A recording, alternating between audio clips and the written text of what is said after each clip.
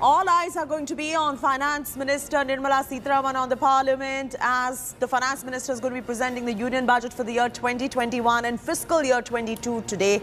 She's going to be presenting the budget as always 11 a.m. as per schedule. It's going to go on till 1 p.m. so 2 hours of the budget speech. It is termed as one of the most pivotal budget sessions owing to this is the budget which is being presented after the coronavirus pandemic. The GDP in the first quarter shrunk by 23.9% last year. This budget is also going to be witnessing a breakaway from tradition. It is going to be a paperless budget. There's a possibility of a spread of a virus in case there's a paper budget, and hence they've decided to go with a paperless budget. Sitharaman raised hopes as she said she's going to be giving out a budget like never before. The experts have speculated now that the budget is going to be strengthening the government's Atmanirbhar program with expenditure in infrastructure, agriculture, and many other sectors like healthcare. They do require the much needed boost. In fact, rural economy also might just get a push in this particular budget. The MSME sector as well.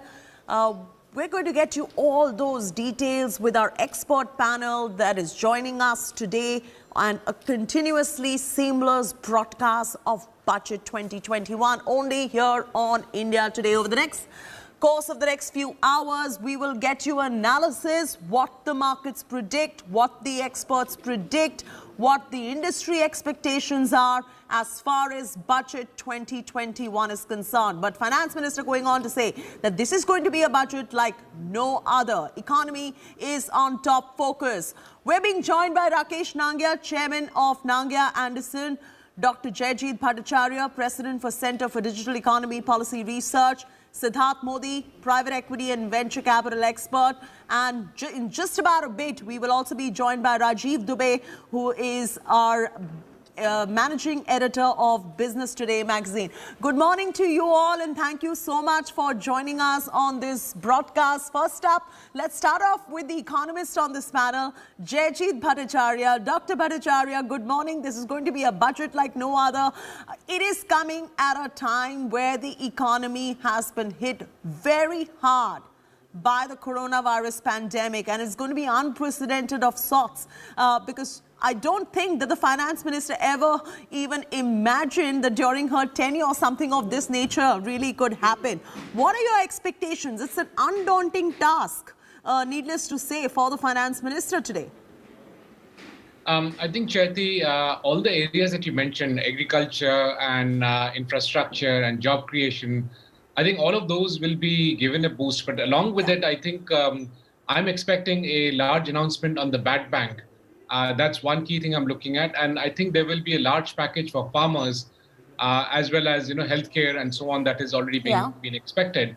But I think key point to look at is that it's not about this year alone, because we'll probably bounce back to how we were a year ago, which again was not a very rosy picture, because even last year we had nosedived the growth rate to 4%, which is very low from a developing economy perspective. And we were already struggling with fiscal deficit. We had already slipped from the target of 3.3 to 3.8, and we were accepting that last year. But this year being an even more challenging year, I think we will slip further in terms of the fiscal deficit, will slip further in terms of our reduction in the receipts. So we had budgeted for a 22 lakh crore of receipts happening last year. And on top of it, this year we had announced a 21 lakh crore fiscal deficit, a fiscal stimulus as part of the pandemic management. And even if 3 to 4 lakh crore has been spent, that's further burdened by the fact that we had a much larger defense expenditure because of the situation at the border. So clearly, I clearly see at least 30 lakh crore of a hole getting created. And therefore, clearly, the fiscal deficit will balloon up significantly. And as I mentioned earlier, it could be anywhere around 7% given the situation we are in. 7% fiscal deficit of the GDP perhaps going forward, according to Dr. Jayajit Bhattacharya. He's an economist. We take his word for it. We've got Rakesh Nangia as well. He's a renowned tax expert. He's the chairman of Nangia Anderson India. He's joining us on this broadcast. Good morning, Mr. Nangia. The big question now is on taxation as well. People are looking at money in their hands at this point of time. The economy needs more disposable income in the hands of the consumer. What are your expectations on the taxation front? Especially, let's begin with direct taxation first. Kathy, let me take you at the first level. The expectation this time is going to run very, very high, whether it is a personal taxes, whether it is a corporate tax, whether it is individual people looking for some sort of relief from the government. But before I do this, let me share you the very interesting facts. Yeah. The last, in 2014, was a time where the basic exemption was increased from 2 lakhs to 2,50,000. Yes. It was 2014 only when your medical exemption was given from 15,000 to 25,000. Okay. Interest from house property was raised to 1.5 lakhs rupees. It was again in 2014. Right. So if you see all the benefits, which was a big deductions or exemptions that were given, what was given 5 to 6 years back, and hence the expectation will be running very high for every individual to give an exemption from the government. So if you see, do the government have fiscal flexibility to give any further exemption from taxes? Do they have really a leeway to do that? In spite of the fact that the government did tweak a lot of rates in the taxes at the personal level from 2 lakhs to 2,50,000 to 5 lakhs in the previous year, and even making an alternative taxation system, if you don't claim a deduction, the government did a lot of maneuvering of exemptions and deductions basically in the last year budget is concerned. So we have two things here. Do the government have a flexibility? Answer is very, very limited. I agree what Dr. Bhattacharya said that we have very limited fiscal space left for the purpose of giving any taxes concerned. But what happens if you don't give me from last 5-6 years? Do we deserve it? Do the individual deserve it in a difficult time? Answer is yes. If no major tangible thing was given in the last 5-6 years, I think the aspirations will be running very high, and the government will be looking forward to give certain deductions and exemptions from the taxes to certain class of the people is concerned. When when you mention certain class of this people as well, Rakesh Nangia, do you think the government is going to be introducing any kind of new cess or taxes on high-income group individuals, all of this to garner more revenue? In my personal opinion, today the government should not do any fiscal disruption in the economy in terms of raising any cess taxes are concerned. And the government must learn it from the previous experience. The more you raise the rate of the taxes, it is not necessary you'll get a major tax earning. The damage that you're going to do it in today's time will be intense. In today, your highest tax rate is 43% if your income is more than 5 crores rupees. And even the government has raised a lot of taxes, cesses in the previous year. So please, no changes, no disruption in that thing. Every business needs stability in terms of taxes are concerned. So the government should not raise any taxes, should not raise any cess, should not raise this as a raising revenue for the government is concerned. I don't think so. The government right. So direct taxation should not be a revenue-raising opportunity, Rakesh, and that's what I understand is the non-taxed revenue part is what perhaps the government needs to focus on. Let me take this straight across to Rajiv Dubey as well. He's the managing editor of Business Today magazine. He joins us on this broadcast. Good morning, Rajiv. What are your expectations? Today is a very big day, and like our experts are saying, the fiscal deficit targets are going to go awry definitely. There's going to be a whole lot of expenditure. Taxation revenue, as Mr. Nangia pointed out, you cannot be putting the burden on the common man as well. So are we just then looking at non-tax revenues as on the sheet?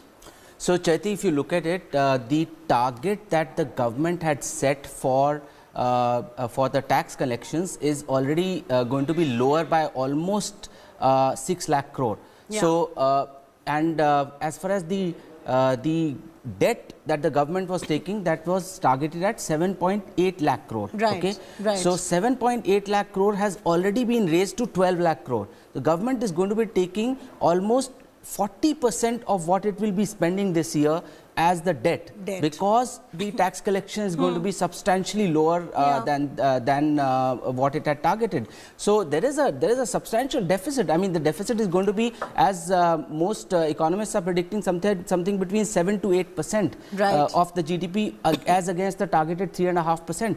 So the fiscal leeway as far as the government is concerned is very limited, and it cannot take any debt beyond this in terms of spending on infrastructure, because the more it takes, this is going to even worsen the fiscal situation. So at this point in time, from what it is targeted, it's going to be deficit is going to be between 7 and 8%. And going forward in the coming year, it depends on how the GST revenues kick off, because if you see last 2 months, we've seen very substantial GST collections, and that's largely been because of the drive that the government has launched on compliance. And that is one of the reasons why you're seeing, because there have been raids, so the compliance has been much better, which is why you're seeing whether there is a very substantial uptick in the economy will only be known in the coming months. But at this point in time, the higher GST revenues that we are seeing is because of better compliance, because the government has ensured that there is that those who need to pay GST are paying GST. When it comes to spending on infrastructure, because that is the only way the government can raise, bring about some kind of economic cycle kicking into the economy. That again is a huge challenge at this point in time, because unless we can multiply the amount of investment that we make in infrastructure development, it will not be able to kick in the economic cycle at a faster pace that we would like. So these are the kind of challenges that we face at this point in time. I want to take these challenges to Siddharth Modi in just about a bit as well. But before I do that, I just want to paint the lay of the land as far as the GDP figures are concerned as well. We had that graphic. I'm going to request the producers to flash those graphics. Just take a look at the way the GDP figures are panning out. I want to tell you that in the economic survey as well, they've predicted a V-shaped recovery for growth. Rajiv, I just want you to take a look at that chart and tell our viewers whether this V-shaped recovery that the economic survey was talking about is also going to be possible or not. If you take a look, you're getting an estimated FY22 GDP at 11%. That's what the economic survey says. If you see Q1 FY21, the contraction you saw is 23.9, minus 23.9%. Q2 saw a bit of a recovery, 7.5%. But FY21 projection is minus 7.7%, which is anyway any day better than minus 23.9, and now they're saying 11%. So is this adjusted with inflation?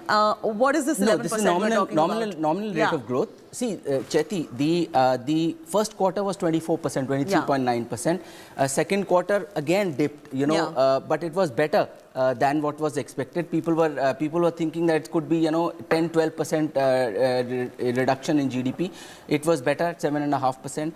Overall, for the year, the government was expecting earlier. RBI, for instance, said 7.5%. Most economists, IMF itself has said 8%.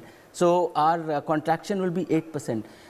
The next year, 21-22, is what is being talked about as the 11% growth. Now, if we have contracted from 100 to 92 by 8%, from 92 we grow 11%, we are still 2% growth, right? So from the 1919 GDP number, we would still be, even after growing at 11%, we would still be 2% of growth, right?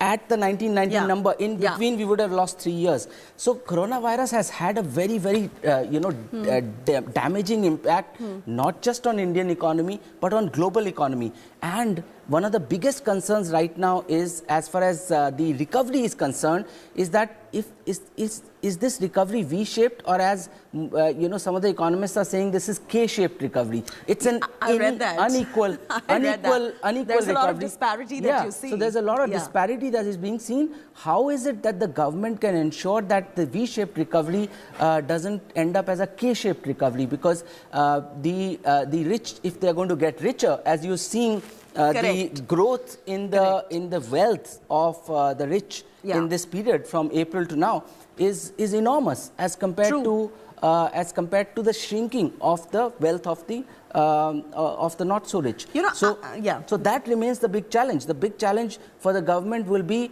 to ensure that this V-shaped recovery doesn't end up being an unequal recovery, and the rich get even richer and the poor or the not so rich are not just shrinking in terms of their wealth and income generation, but actually go below the poverty line. So that's the big risk that stays. So that is a very interesting point that you brought out, because this is the same point that was brought out yesterday. There was a report I was reading by the former Finance Minister P. Chidambaram, and this is exactly what he spoke about as well, that a V-shaped recovery is not going to be possible according to him. He's the former Finance Minister. He says we're looking more like a K-shaped recovery. Jayajit Bhattacharya, Rajiv Dubey also has brought forth this particular point, because you are looking at a Q1 FY21 contraction of minus 23.9, almost minus 24%. And now the projected growth for FY22 GDP stands at 11%. And as Rajiv explained, you're just going to see, this projected growth is actually 2%, to be very honest, because the rest of it gets adjusted. How do you see the government even achieve this V-shaped recovery that they've predicted in the economic survey for growth? Because most economists, or even the former finance minister or experts like Rajiv, are saying that it's more likely to be a K-shaped recovery, where the rich are getting richer and the poor are getting poorer, and that V-shape perhaps is not going to be a possibility. What is your sense on that? I think in terms of what the government can do, as Mr. Nangia mentioned, there is very little fiscal headspace left. The only way to really, kickstart the economy is to bump up the fiscal deficit, which is what all of us are saying. Yeah. But in terms of whether it'll be a V-shaped, K-shaped, or W-shaped, I think that's more how the economy will play out, and much lesser control or levers that the government are left with at this stage, given that we were in a challenge situation the last couple of years. Even if you look at the status of the banks and the status of the large corporates, they're still carrying a stressed balance sheet. Right. Yes, the may have increased from a stock market perspective, but on the ground, they're still carrying stressed balance sheets. So how do we really grow in a V-shaped manner is still a question mark. If it's growing, it's more out of serendipity and because of pent-up demand that we are seeing a large spurt. In fact, the January tax collections, the GST collections numbers are in, and we have seemed to have done extremely well with 1.12 lakh crores of mopping up that has happened. Yeah. And by December, we almost had collected as much of taxes as by December 2019. So by December 2020, we had similar kind of tax collections. So there seems to be a pent-up demand, but will that take us to a secular V-shaped growth, or we'll again have a dip? My feeling is that there will be a dip, there will be a correction, because there isn't enough steam left to sustain that growth. And also, we are still not sure what's the outcome of the vaccination that will happen. Will we be able to vaccinate faster than the second wave of the infections spreading in the country? And those are unknowns that will still, will determine whether we'll have V-shaped, K-shaped, or W-shaped kind of a recovery. I mean, right now you can just choose the alphabet of your choice is all that we can say, Jayajit. Right, let's take this across to Siddharth Modi as well. He's been waiting for a while. He's a private equity and venture capital expert. And since you're a man who talks money and who deals with money day in and day out in the financial markets, I want to ask you this one question. Is the stock market, in the way it performs, got to do anything with economy? Because here we're talking of an economy in an absolute state of recession, predictions coming in of a V-shaped, K-shaped, W-shaped recovery right there. But you juxtapose that against how the markets are doing. Sensex is flying high, upwards of 46,000 levels. What is going on here? Could you give us some perspective?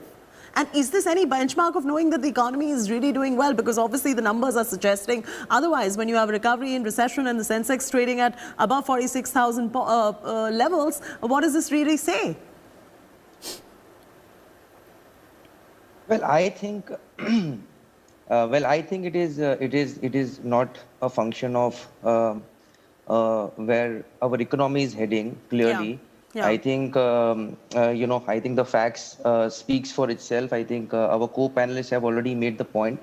I think it's more to do with the FIIs and FPIs showing a little more confidence in the Indian market, which is an emerging market, as has always been the case. And I just would like to take the discussion forward from what Chaiti, I think you mentioned when you just started the discussion. I think what I would like to add in addition to the sectors that we are all hoping, particularly because of the statement that the finance minister has made. I think in addition to healthcare, agriculture, manufacture, the Atmanirbhar Bharat, I think one thing which I must point out, which some of us from the legal are looking at very closely, is the insurance.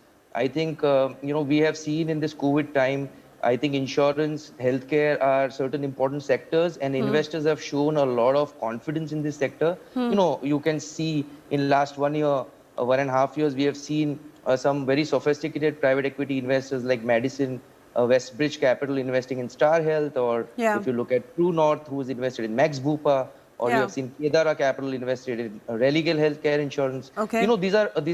These are instances that the investors are showing a lot of faith in this sector. And I think if I were to give you a little more fact, there are 110 insurtech players across different subsegments, such as aggregator or a digital first insurer. So I think this is a sector which currently has 49% automatic approval from an FDA point of view. And I think this is one sector where, I hope, and I guess a lot of my legal colleagues hope that, and a lot of investors across hope that there is a little more flexibility and this sector is opened up beyond 49%, and government is a little more comfortable those are very specific expectations from sectors. And Siddharth, I appreciate you bringing that point. I'm coming back to you, but let's not stray away from this. This question here is on the markets as well. I just want to take this across to Rajiv Dubey to take his sense. The markets definitely are no benchmark of how the economy is doing, isn't it? Because when you have a Sensex trading at upwards of 46,000 levels, you've got Nifty trading at upwards of 13,000 levels as well. And when the economy is a recession, what does this really say? So Chaiti, markets worldwide, everywhere markets actually look forward. Yeah. And so given the growth potential of India, markets will always be looking ahead, and they'll always be buoyant about the growth potential of the economy. The big trigger for this growth has been, of course, the arrival of the vaccine and the fact that the unlockdown happened, right? But even bigger impact has come from the fact that the corporate India reported some of the most blockbuster results this year, and that was largely because they tightened their belts so substantially. They managed to curtail their expenses. They managed to, despite the fall in the top line, the bottom line has delivered such substantial results. So you're saying the fundamentals look good? No, I'm saying that the reason why the market is responding the way it is responding is three things. One is the arrival of the vaccine. The second is the very fact that we have seen, the corporate performance has been way beyond expectation, despite the fact that the top line has been lower. And so they are in a position to deliver better returns, not just this year, but also having tightened their belts, they will have far better profitability in the year ahead. Optimization for these companies, absolutely, right? And having tightened their belts, whenever the economy recovers, they'll be very, very robust profits that they will be able to deliver. So those are some of the reasons why. And of course, the very fact that there has been unlockdown, that the economy is opening, there has been business, business has started rolling. The problem that we still continue to have in the economy is that the service sector is still not firing. Yeah. Okay, and the other thing is that the urban economy is still not firing. So two things that need to happen in the Indian economy. One is that the growth has to start moving from rural India. Basically, rural India has delivered the growth in the last one year. So rural India growth has to start moving to urban India, in which case we are going to see better stock market performance, or even better corporate performance, economic performance. And the second thing is, that the corporate performance itself is going to be anyway substantially better than this. Right. The services sector is the other thing that needs to start firing, and which will happen as soon as the economy, you saw yesterday, for instance, today onwards, the multiplexes are opening, full-fledged. So as more services sector segments start opening up, we will see that the growth start moving from manufacturing sector to service sector. Manufacturing opened as lockdown opened, services didn't open. So services sector opening will also see very substantial growth. So markets, what they are responding to, are looking at the future, right? Sure. What it is today is not something that they are looking at currently. At all. Welcome back. Thanks for being with us here on India Today. The Budget 2021 is being presented at a time when the battle against COVID is still continuing. The task, of course, seems to be cut out for the Finance Minister, for Team Nirmala. Though the economy has shown signs of growth in recent months, it is fully yet to recover from the pandemic shock. It now remains to be seen how quickly India can arrest GDP slide and achieve a positive growth. Job creation is another very big challenge, as millions of people lost their jobs during COVID-induced lockdown, with those in the informal sector being hit the hardest. In order to revive the demand in the economy, the government will have to look for ways and means to put more money in the hands of the people, and that is undisputable at this point of time. We have with us our guests in the studio, Dr. Jayjeet Bhattacharya, Rakesh Nangia of Nangia Anderson, India. We've got Rajiv Dubey, the managing editor of Business Today, joining us, and Siddharth Modi, private equity and venture capital expert as well. Dr. Bhattacharya, on the jobs front, what is your expectation? There needs to be a push as far as job creation is concerned. Many people lost their jobs in the pandemic. The informal sector was the hardest hit. The formal sector, still compared to the informal sector, held forth. If you were the finance minister, let me just put it that way, Dr. Bhattacharya, what would you announce on the jobs front? I think, let's just see the lay of the land first. Agriculture performed well during the pandemic. So even though the rest of the economy suffered significantly, agriculture did well.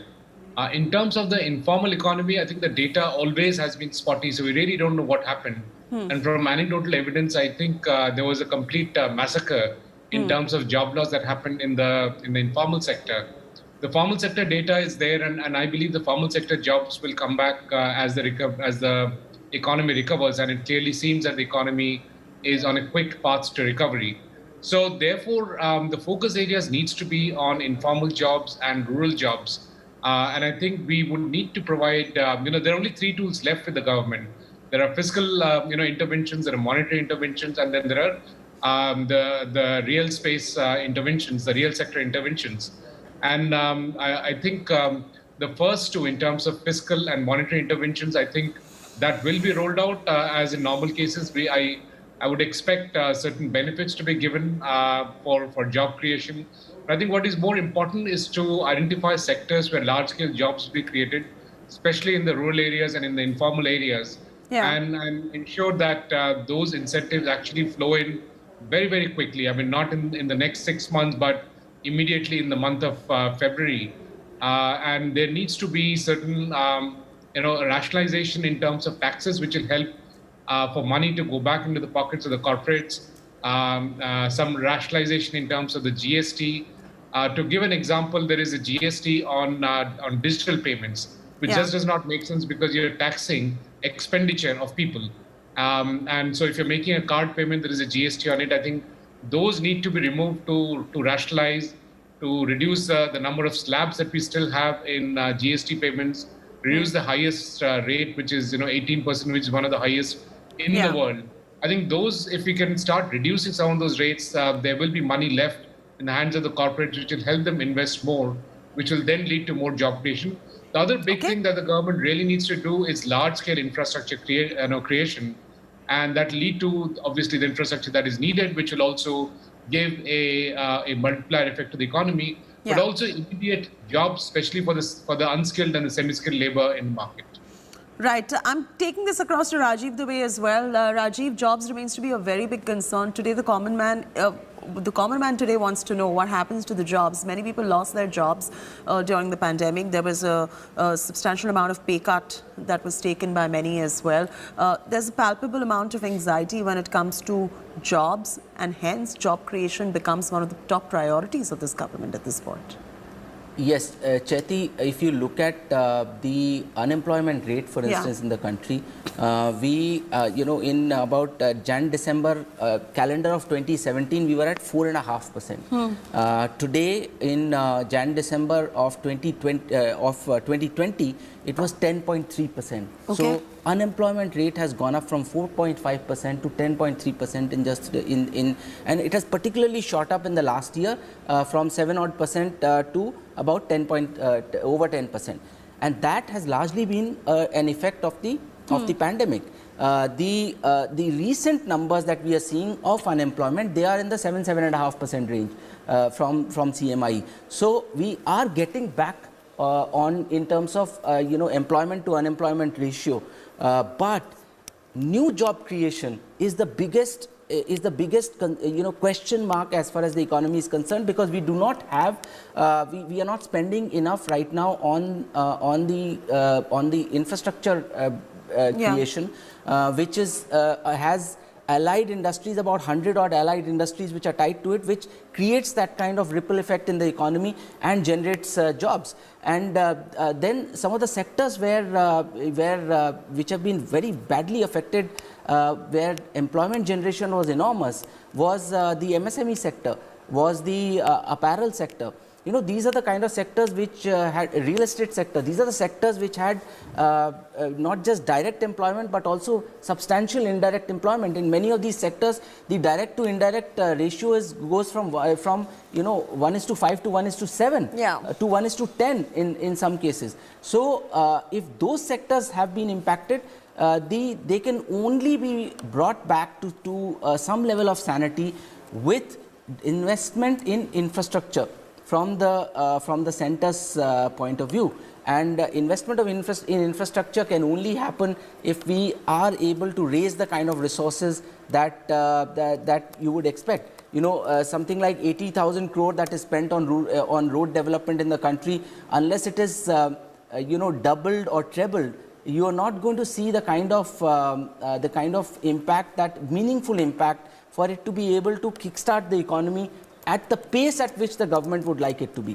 So, for that to happen, the government will either need to borrow, or or a better way would be to ensure that the government departments take cues from the corporate sector. For instance, take cues from the households. What did households and corporate sector do when pandemic hit them?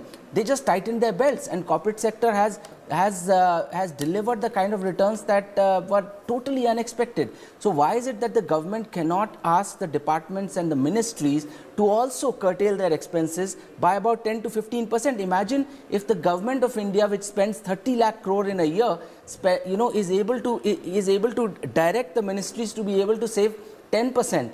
That's 3 lakh crore. That's three true. times what we spend on.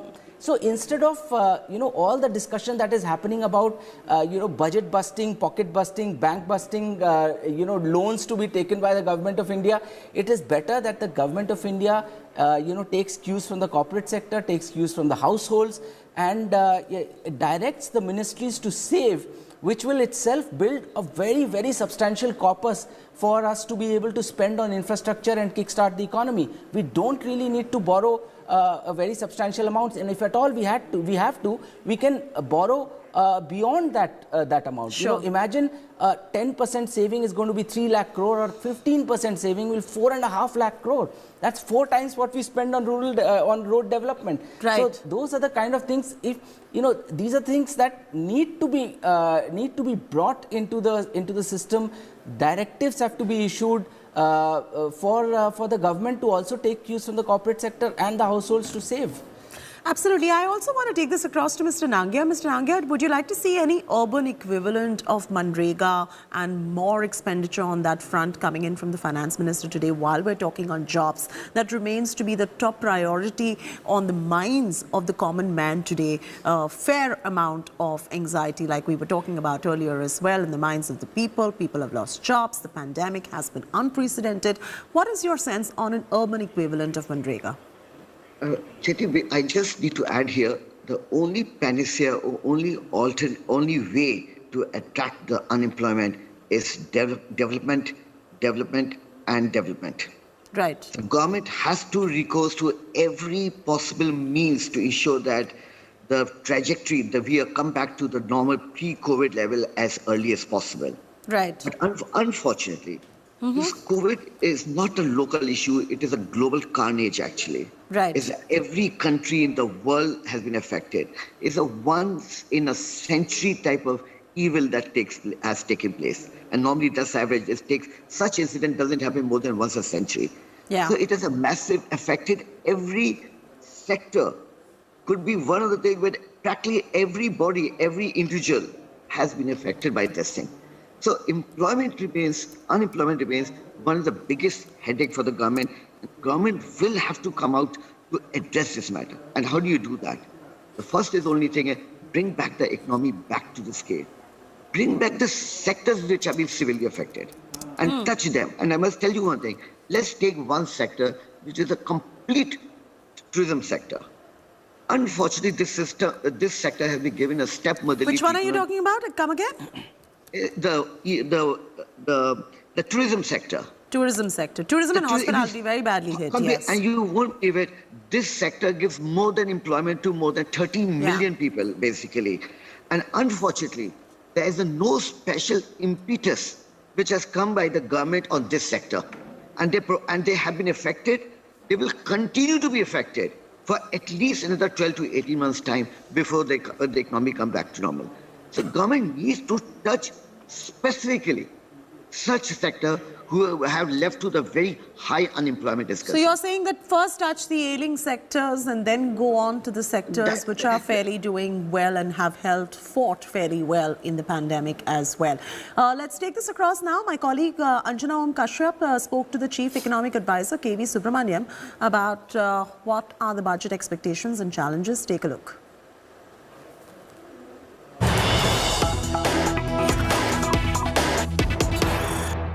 बेरोजगारी अगर आप देखें तो आज सबसे बड़ी समस्या है। मंथ वाइज जो मैंने CMIE का डेटा है वो रखा है अपने सामने। जनवरी के महीने में 7% के आसपास था, लेकिन फिर जब हम अप्रैल के महीने में लॉकडाउन के बाद घुसे, अप्रैल, मई, जून, ये 23%, 21%, 10.5% के आसपास अनएम्प्लॉयमेंट रेट हुआ। हालांकि दिसंबर और जनवरी में थोड़ा बेटर अभी हुआ है, लेकिन बेरोजगारी एक बहुत बड़ा कंसर्न है हिंदुस्तान के लिए। आपने भी कहा युवा ज्यादा है इस देश में, ये कैसे एड्रेस होगा?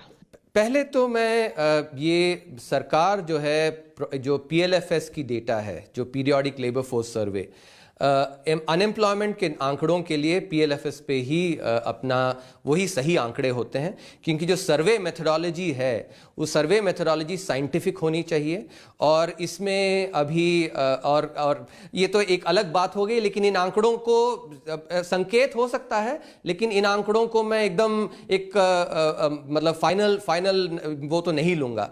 दूसरी बात ये कि बेरोजगारी जो है महामारी के कारण, महामारी में आप ध्यान दें कि ये एक 100 साल में पहली बार ऐसी हुई है, लेकिन इस पे आप ध्यान दें कि क्या कदम लिए गए हैं। जो आत्मनिर्भर भारत 3 में जो वेज सब्सिडी का जो प्रोग्राम था, तो ये संगठित क्षेत्र में नौकरियां जो गई थी, जैसे मार्च से अक्टूबर तक जो नौकरियां गई हैं उनको भी वापस लाने के लिए वेज सब्सिडी दी गई है। इसी तरह जो कंस्ट्रक्शन एक्टिविटी, इंफ्रास्ट्रक्चर में काफी जोर दिया जा रहा है। क्यों? क्योंकि कंस्ट्रक्शन एक्टिविटी, जब इंफ्रास्ट्रक्चर बनता है तो कंस्ट्रक्शन में काफी वृद्धि आती है। तो और कंस्ट्रक्शन में असंगठित क्षेत्र के जो रोजगार हैं वो काफी होते हैं। इसकी जो वेज सब्सिडी प्रोग्राम जो दिया, मान लीजिए एक एम्प्लॉयर है जो अभी 15,000 का वेतन में रोजगार लेता है। तो यदि उसको 15,000 के बदले उसको सिर्फ 13,000 देना पड़े तो ऐसे उद्योगपति होंगे जो, चलो एक दो और हमने हायर कर लिया, हर एक रोज उद्योगपति यदि एक्चुअली एक दो और नौकरशाही रखता है तो उसके जब आप उसका सब एग्रीगेट करते हैं तो काफी जॉब्स बनती है। तो ये एक out of the box idea है जो लाया गया और उसका अमल भी किया गया है। All right, Rakesh Nangia, I want to come to you on the MSME front as well. The MSME sector has been very susceptible, particularly more susceptible to the pandemic impact as well. Do you think the government is likely to do more to support the MSMEs, and how important does it become now to support the MSME sector? Because we were just discussing jobs just a little while back as well. Let me tell you one thing. Let's understand what is the contribution by MSME sector to the economy. 99% of industry in India, quote, 99% of industry is MSME sector. The government has done it, must continue to do that, and is likely to do that in this budget. Because you rightly said it, how the employment comes up. The employment is only coming when you promote MSME sector, when you really give more aid to them. Like to see that they go on for delinquency. You know, we are seriously worried about the delinquency which is likely to happen in MSME sector once everything recovers in next few months' time. So the government needs to really come out, continue to expand, continue to extend what the government has announced as a fiscal package, and under the banking package or other Atmanirbhar scheme, the government announced it.